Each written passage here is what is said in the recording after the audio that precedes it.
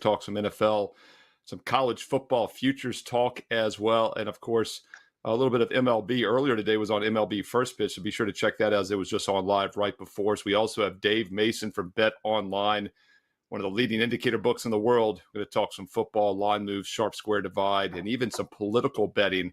There's been a huge move since Teddy last talked to Dave, and the Prez and Dave and Teddy talked about a month ago. We'll talk about that at the end of the show. But first, we got Ralph Michaels and also Jesse Schule from WagerTalk.com.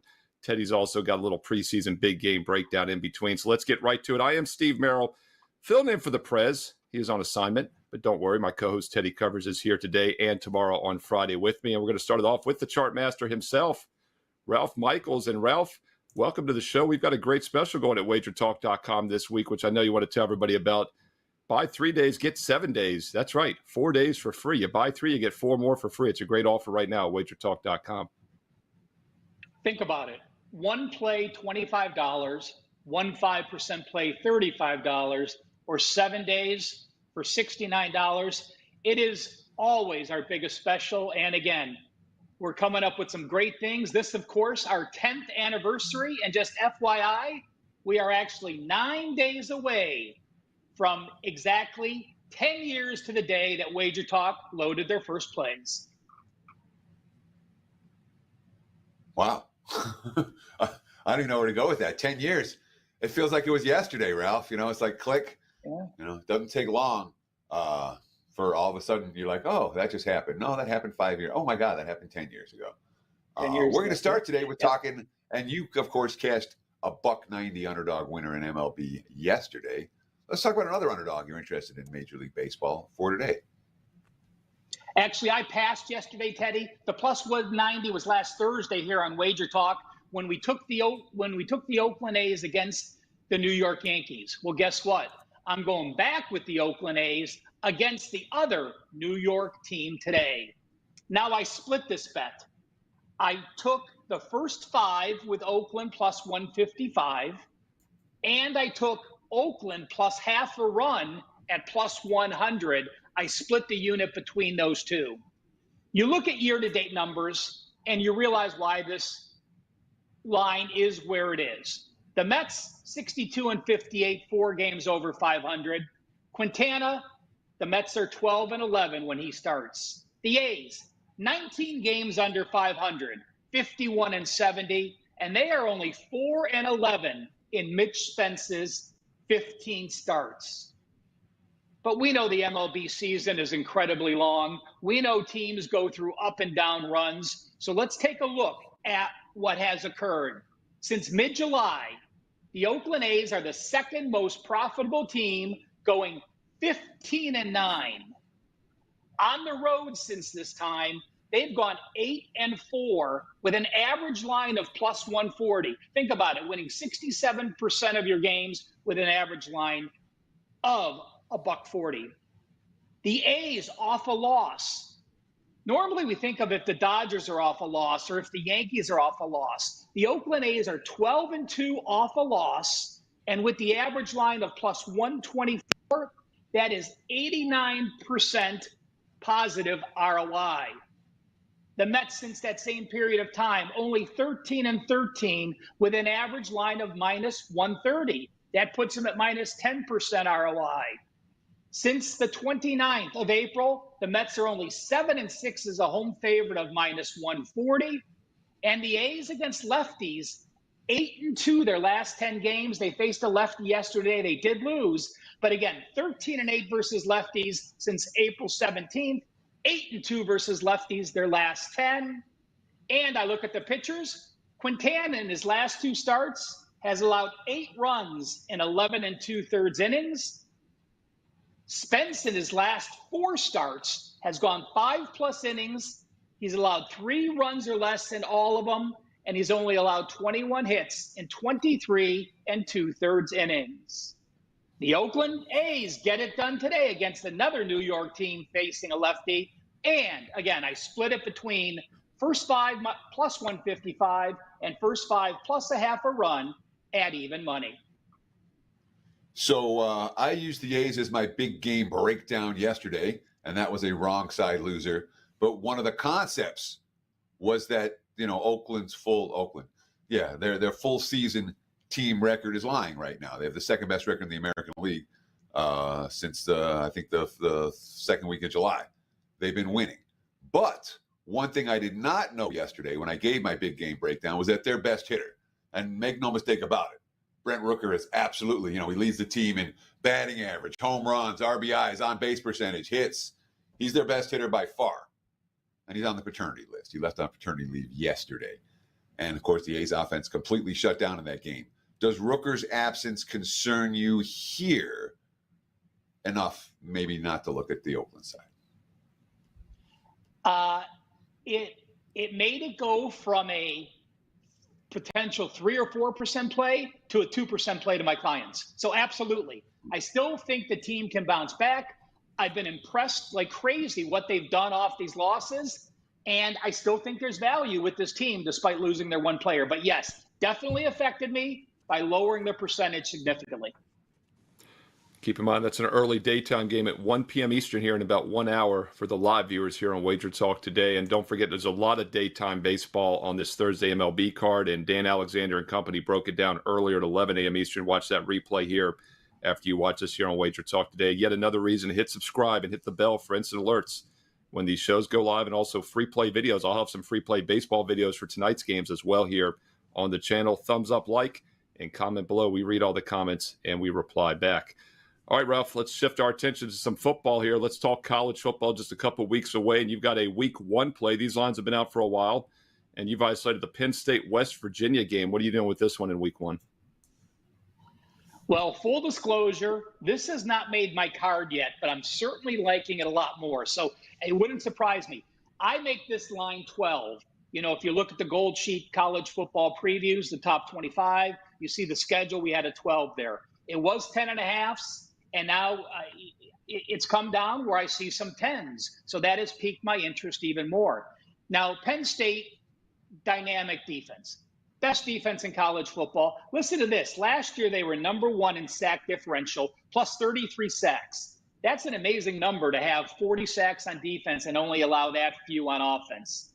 And James Franklin, let's see. If we think about this game 1 year ago, what did Franklin do with 5 seconds left? Left in his starter, scored a touchdown, had a front door cover to beat West Virginia at home. So we know James Franklin is the biggest fan head coach and alumni head coach where he wants to cover the spread. I went back to the database. James Franklin, remember, he started at Vanderbilt in 2011. If you bet every game James Franklin has coached, you have gone 95 and 66, 59%. If you have bet every game that James Franklin was a favorite of -7 or more, you have gone 54 and 27 against the spread, 66.7%. Listen, Allard had some decent numbers last year, quarterback, but he did not play well against the top opponents. The Ohio State game, the Michigan game, in the bowl. He struggled to throw the ball downfield. I think he's truly improved in that. When I look at the opposition, I see a team in West Virginia. Neil Brown, game 1, he's 0-6 straight up, 1-4-1 ATS as a small favorite or dog. West Virginia returns 13 returning starters, 8 on offense, only 5 on defense. And that was a defense that allowed 150 yards and almost 5.0 yards per carry against conference foes. This Penn State offense will be a run-heavy offense. Now, the reason I did not get to the window with this yet is Penn State lost 3 offensive linemen starters. Now, that's important. But when all 3 offensive linemen were drafted in the NFL, that makes those 3 losses that much stronger. Now, they do have people that are backing them up that started 5 and 6 games respectively last year. So they have a few part-time starters. But when I look at their defense against a West Virginia offense that wants to try to run the ball, they were number 6 in the percentage of runs per pass last year in the FBS, excluding the 3 service academies. So they want to run. They're going to try to run. but Penn State's front seven is still so good on defense, I don't think they can. Allard with the addition of Fleming at wide receiver. The O-line has done well. And the final stat I'll give you, in the last 3 years, when James Franklin has been a favorite up to minus 24 points, so we're excluding games as a huge favorite of 25 or more, he is 18-2-1 against the spread. That is 90%. That's certainly a strong point spread record in this role. And Ralph, I want to ask you about week one in particular, because I find I like to lay points in week one. A lot more than I'll lay points at other times of the year. It feels like all summer, all the sharp guys are like, well, this dog is live. Well, that dog is live. And they find, there's more attention paid to underdogs in week one than there is to favorites. Have you noticed anything in that regard? Is that just me, just cherry picking stats in my head? And are you someone that also in week one looks to lay points more than you would take them? You know, Teddy, I probably have a few more overs, favorites in week one. I'm trying to pull that up real quick. Sorry, I had a typo. If we look at college football favorites in game number one since 2015, they've actually only covered 46.6% of the time. So in general, obviously dogs have covered more, just to quantify what your statement is. Now, I've been on the show several times talking about how big favorites week one have covered and significant week one favorites. And I think we're going to learn a lot about our next chart, which sort of correlates with that question. So I really don't fall into a pattern. In the NFL, it's different. I do like the dogs and I do like the road teams in week one because the parity is so much different. But with a top to bottom of maybe 55 points difference in the power ratings, that changes because of the huge, massive lines you can have, especially playing an FCS team. Yeah, Ralph, it's an excellent transition to your college football chart that we're going to talk about now, because this is game one records against the spread since 2018. And of course, it excludes the 2020 season, which was not a real season. Some teams played, some teams didn't. And it jumps out to you as we look at this chart, the best team, the SEC, especially as a favorite, 64%, and the worst, the MAC. And if you were to look at the conferences here, you'd probably say the SEC is the best conference and the MAC is the weakest on this chart. And that's once again because week one is almost always non-conference games for all these teams.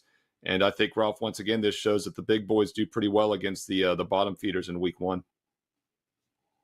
Steve, there's no need for me to be on if you're going to give out my entire commentary about the chart. And again,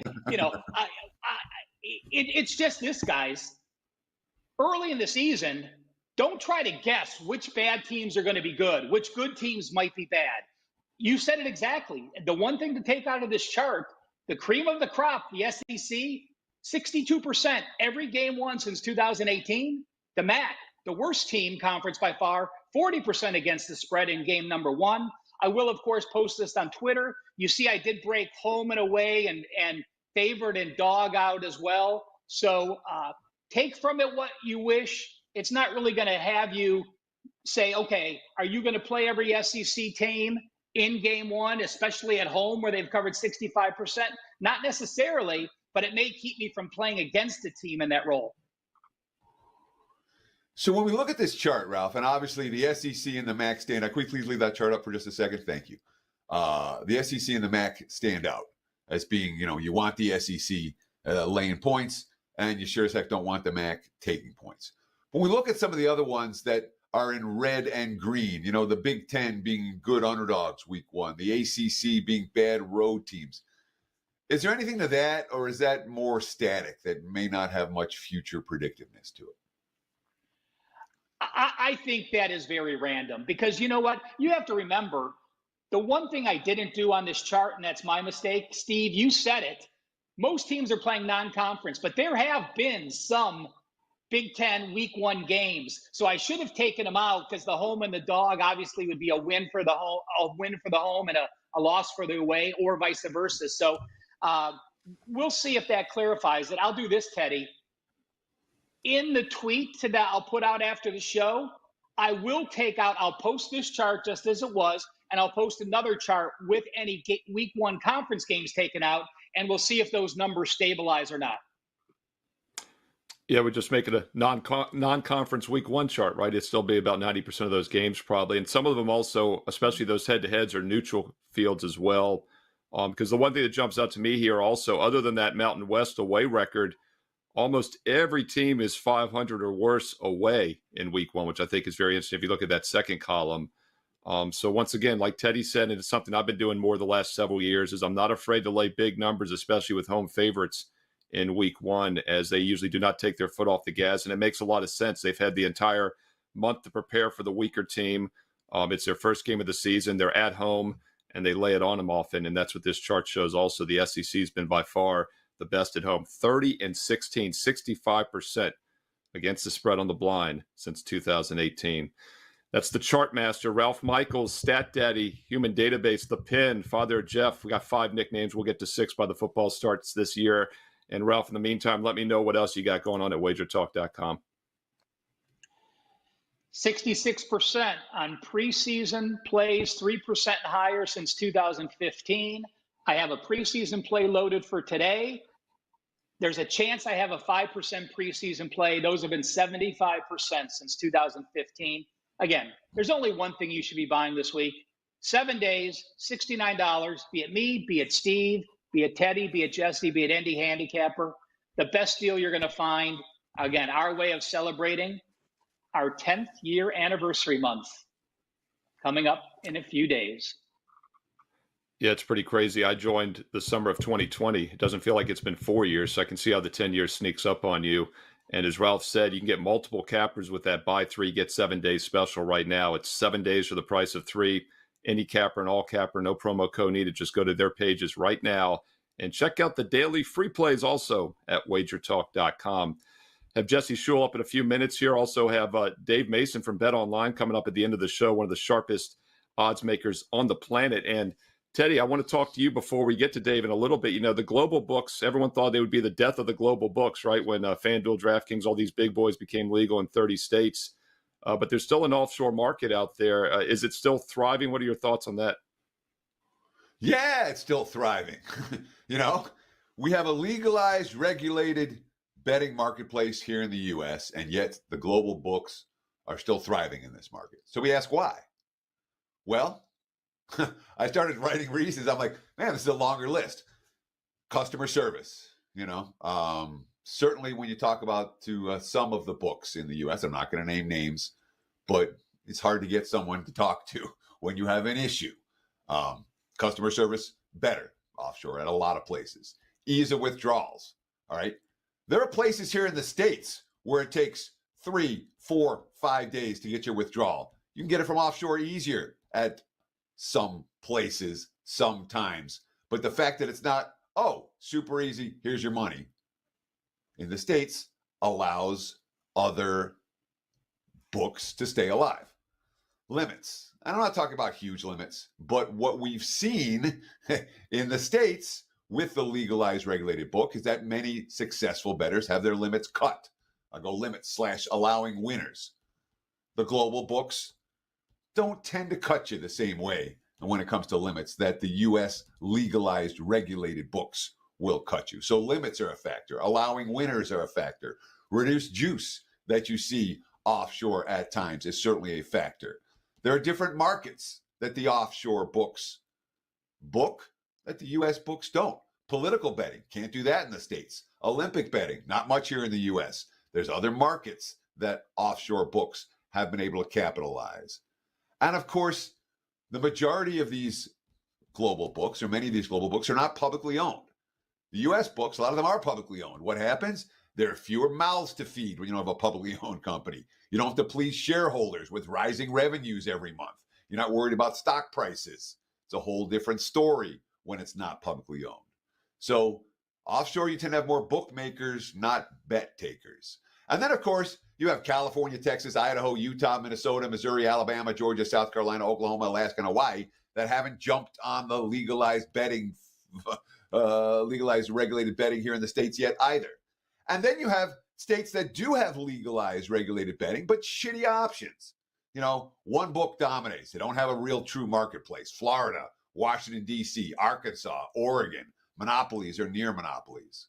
No concept of what sports bettors actually need to have a fighting chance. And that starts, of course, with minus 110 in both directions. So I thought that, yeah, the global books would lose the vast majority of their market share when it comes to U.S. bookmakers.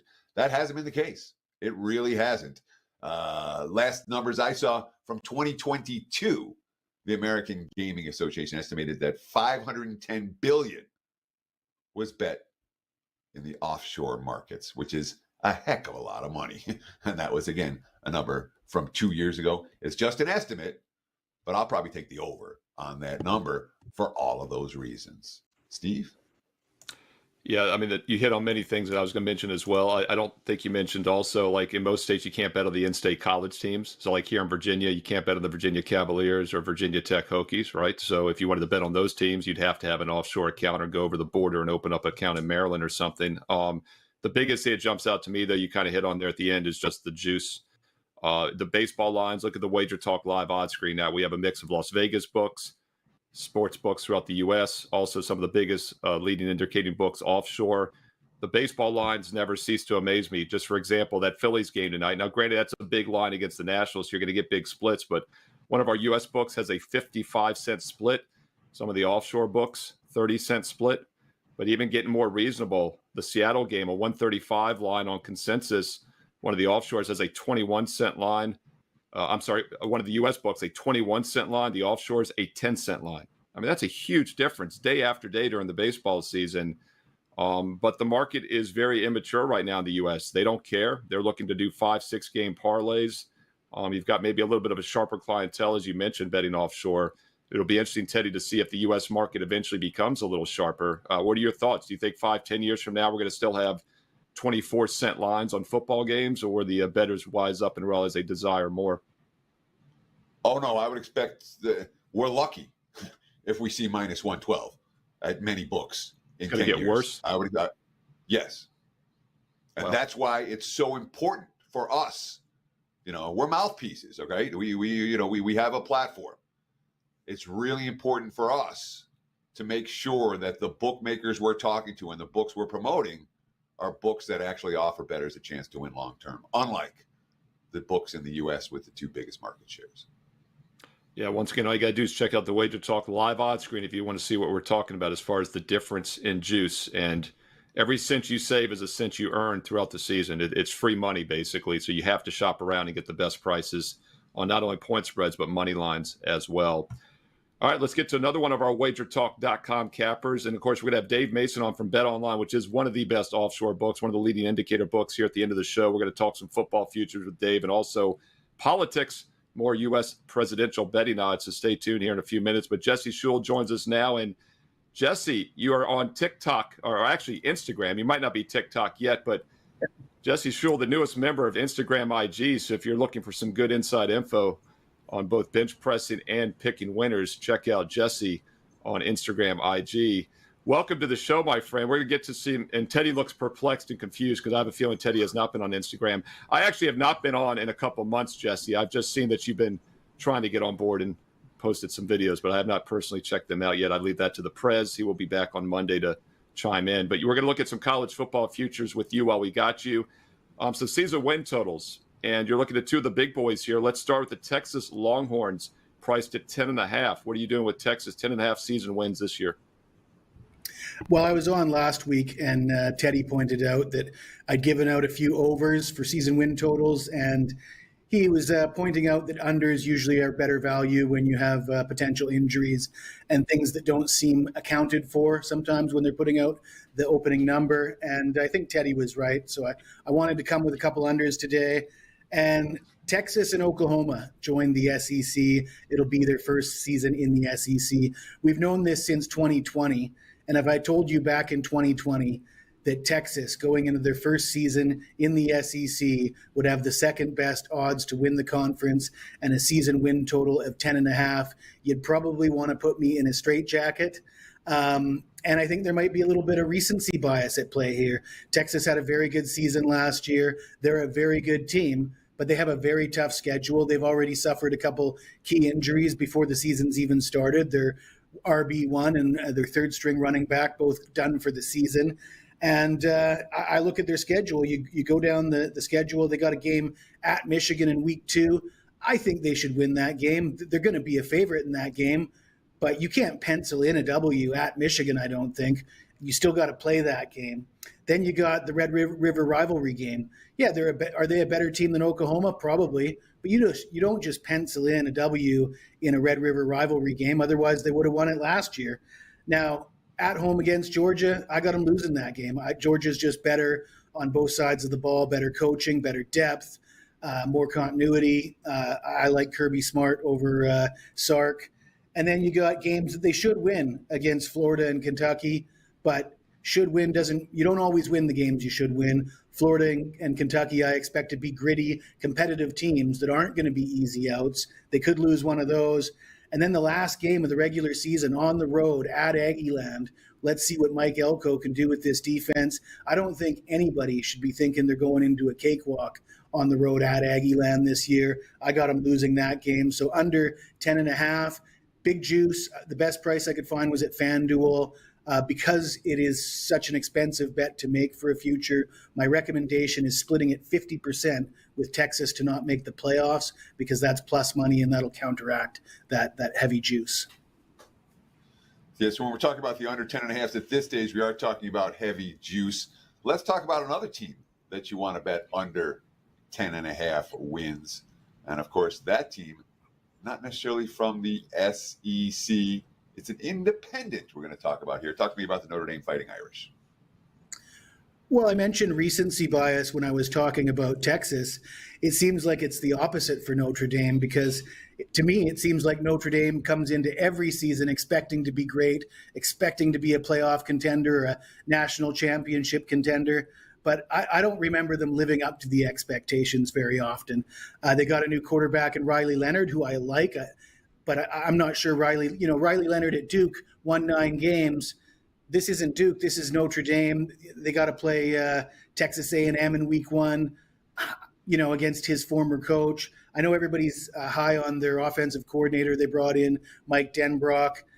It boggles my mind how people mention new coordinators on both sides of the ball, good coaching hires, but expecting that transition to happen immediately and be seamless. And I've got a couple examples of when that wasn't the case. I remember when Robert and I came into Syracuse, expected to turn their offense around. That didn't happen. Garrett Riley was supposed to fix Cade Klubnik. That may still happen. It hasn't happened yet. Alex Grinch was supposed to fix the USC defense. That didn't happen. I look at Notre Dame's schedule with that left tackle out for the season. I don't like their chances in Aggieland in week 1. That Texas A&M defensive line should have a field day against a banged-up Notre Dame offensive line with a new quarterback working under a new offensive coordinator. They got games against Georgia Tech and Louisville again. Probably should win those games. You don't always win the games that you should win. They're playing Florida State. I'm not that high on Florida State. Probably still better than Notre Dame. And at USC in the finale, we don't know what USC is, but I don't expect it to be a cakewalk in California either. I got Notre Dame going under their win total, and I don't think they're a playoff team. So I'm recommending splitting that bet 50-50 on under win total and no playoffs. So I look at Notre Dame's schedule this year, and it's the single easiest Notre Dame schedule that I ever remember seeing in the last 30 years. I don't really think it's close. One of the things I'm looking at is losable games. And you have A&M week 1, which is basically a pick 'em. You're going to give them a 45, 50% chance of winning that game at worst. You have Florida State at home in November, and you have the finale at USC. And who knows what USC is going to look like after going back and forth east, if the Trojans are really going to be any good by the end of November. To me, that's very questionable. Everything else on this schedule looks like a W for the Irish. Am I missing something? Is this schedule tougher than I'm anticipating it to be, or is just Notre Dame not good enough, in your opinion, to be an 11-win team? Well, it's kind of like what you said about USC, Teddy. we don't know how good they are, and I think you can say the same thing about Notre Dame. Yeah, I agree. The schedule looks easy, but 10.5 is a big number. You have to be a pretty good team to command a number of 10.5. And it starts in week 1 with that game against Texas A&M. I don't agree with that line, by the way. We saw when the news came out that left tackle was injured, the total dropped 3 or 4 points immediately, but the spread remained the same. Why didn't the spread move as well? If that injury is going to reduce the total, where's the movement on the spread? I think by game time, the Aggies will be a 3-point favorite. Jesse Schule talking a little advanced college football futures for 2 of the bigger teams in the country. And Jesse actually gave out that Texas over-under a few days ago on Instagram. So yet another reason in all seriousness to follow Jesse on Instagram. Follow him on X as well at Jesse Schule. And Jesse, what else you got going on at WagerTalk.com? I do have a 10-pack of college football futures with long shots to win conferences, long shots to make the playoffs, and some more regular season win totals. Not the win-loss reports that Prez likes to talk about, but got a good track record with college football, 41-12, 77% in August and September the last 2 years. I'm up 110 units with all sports over the last 365 days. I'm featured on today's leaderboards page at WagerTalk.com, and I do have a play in the preseason going off tonight. It's Jesse Schule, WagerTalk.com. And don't forget to get Jesse your handicapper right now. Buy 3 days, get 7 days for the price of 3. No promo code needed. Check it out at WagerTalk.com. All right, Teddy, let's get right to it. Dave Mason from BetOnline is with us, one of the sharpest leading indicator books in the world and one of the sharpest odds makers in the world. So, Dave, welcome to the show. This is Steve Merrill, filled in for the Prez. It's a Prez-free zone, so you're safe today with me and Teddy. And we're going to get right to it and ask you about, well, we're going to tease them about the presidential stuff. That's at the end. They got to wait. That's what I'm really looking forward to talking to you about. That's the good That's stuff. the really good stuff. Yeah, that's the juicy Because when you were on about a month ago, the odds were quite different, I believe, when you talked to Teddy and Prez. But, Jesse just mentioned the preseason. We got one game tonight, a lot of games the next few nights. Right. I've got to ask you, who is betting the NFL preseason? Obviously the limits are a lot lower. You all are moving the lines quickly based on information. Is this sharp money coming in? I mean, does the public jump on board, or are they kind of waiting a few more weeks? It's hard to paint a broad brush with any of this stuff, but yeah, I mean, the sharps are all over preseason. The sharps will bet anything, right? They're just betting numbers. They're looking for every advantage. Now they can't get down as much as they can during the regular season, whereas a regular season, we have limits, on an NFL spread at $50,000 plus rebet. Now I believe they're $3,000 for tonight's game on the spread. So, we have to be more conservative with this too. So, I always get a kick out of every year. Like, who's only a real degenerate would be betting on preseason? Who's going to bet on preseason? It's actually just the opposite. It's the sharper people. I mean, you can really indicate how by our limits, how much more conservative we are and how much more sharp action comes in as opposed to public action. But there are public guys, we've all been locked in cages since mid-February, So once football starts, it's everybody's out of their cage and ready to go. But nothing like the regular season, but these games get they get as much action as a NBA regular season game, or they'll be getting bet almost about as much as a big baseball game tonight. So they get good action. Well, so is it like the single event games? I was going to ask you that comparison. You're saying it's like a big game in the NBA regular season or a TV game in MLB. Is that for the broader card on Saturday as well? No, all games are created equal. Just the NBA stuff. There's the games that aren't on national television, then a TNT doubleheader or whatever it is, and those games will get 4 times the action of just the regular game that's not on national television. So it's very nuanced. But overall, I'd say the preseason games get about as much as a non-nationally televised NBA game. MLB game, etc. So, but the national televised games for the regular season for those we'll get more on the NFL preseason. But again, if it's a standalone like tonight's game, the Eagles game, we'll get more than the weekend games where there's competition, right? Sure. And it looks like there's a fair bit of money coming in for New England in the game tonight in NFL preseason action. Talk to me about where you're seeing some of the bigger line moves. here for week 2 of the NFL preseason? Yeah, line moves. I mean, good God, like everyone has a big line move, and that's another indicator how you can get, you get so much value on these preseason games. I mean, it's hard for us to keep up with the stuff. I mean, the Eagles tonight, they opened 2.5, and they're getting 3 now at New England. Our bet counts pretty much 50-50 on that. We did take some sharp action on New England at even. Then other big moves. I mean, Texans -5 to -2 versus Giants. Bears -3 to -6 versus Cincy. Chiefs -3.5 to -7 versus Lions. What else here? Browns -2.5 to -4.5 versus the Vikings. The Fish -1.5 to -5 versus Washington. Pittsburgh -2 to -4 versus Buffalo. I mean, it goes on and on and on, man. I mean, there hardly any games have very little odds move in this preseason. Let me ask you one quick follow on that. Okay, I'm sorry, Steve. I just want to ask you about the total. It looked like someone bet every over right at the open this week. Did you see that at BOL? Did you guys take a bunch of over money for the week 2 preseason games? Because it looked like someone peppered the board. And maybe more than one person peppered the board with over bets, right? Let me see here. I mean, well, a little bit. I mean, we always need unders, right? But I can't really tell if it's one person or not from what I'm looking at now. But we need the under on just about most of the games. So yeah. I mean, not a whole lot of volume, to tell you the truth, on the totals right now. So the decisions aren't as big as the spreads as usual, nor the money line. But we'll be room for some unders this weekend for sure. And Dave, I want to ask you about some college football lines too, but sticking with the preseason here, these lines moves obviously a lot more than regular season games, and it happens quickly, when a starting lineup is going to change or a quarterback rotation changes. How proactive are you guys at BetOnline as far as moving on air? I mean, are you guys staying on top of it? Are you waiting to see money coming in? I mean, how quickly are you moving a game from 2 to 5, for example, on some of these?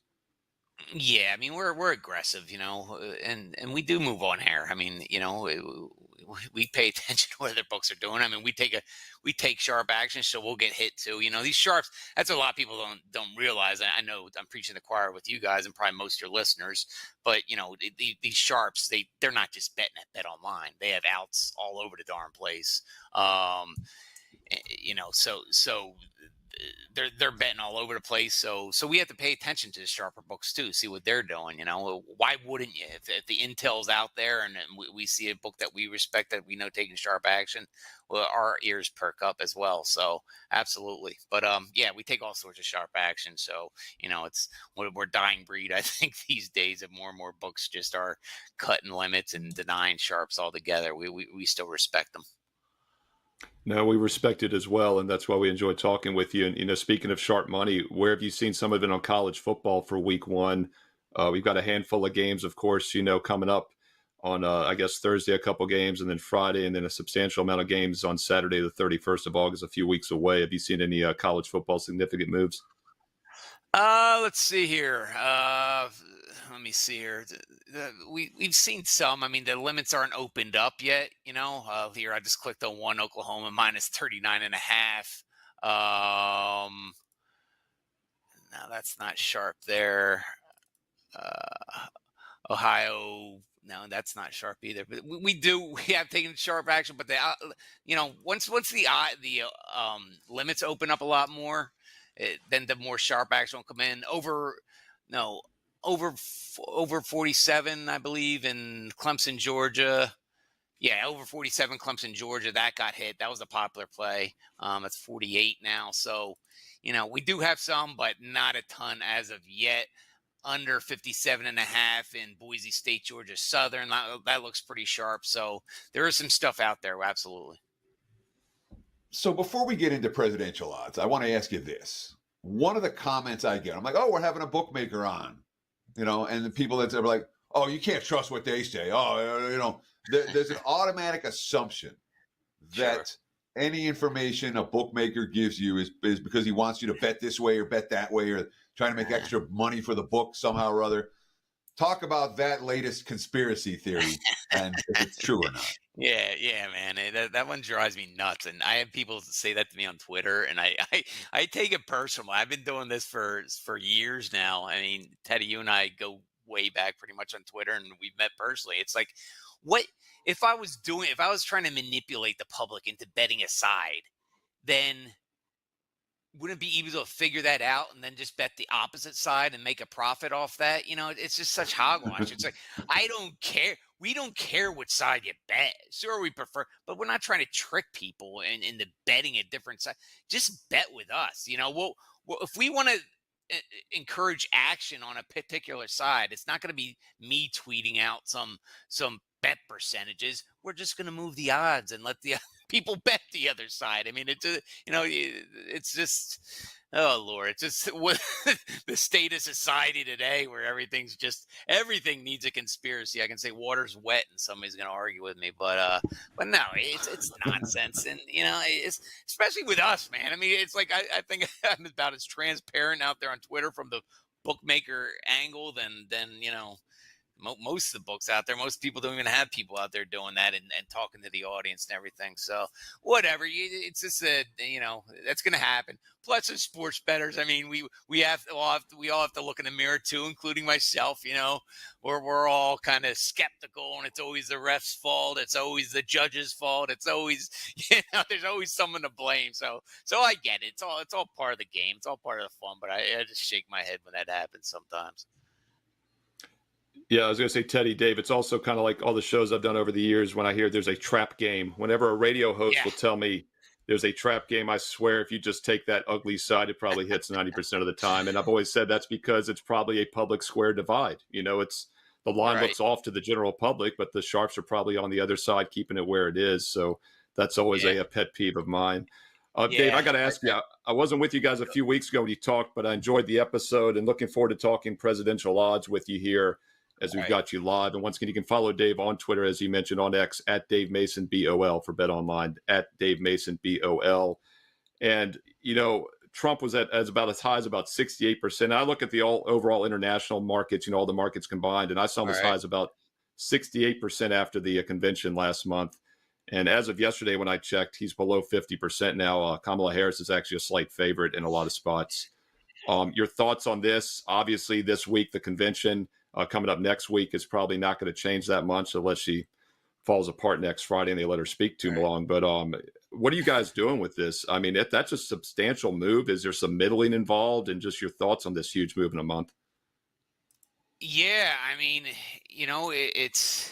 she's the hot ticket. First of all, I want to preface this by saying that I don't like politics personally.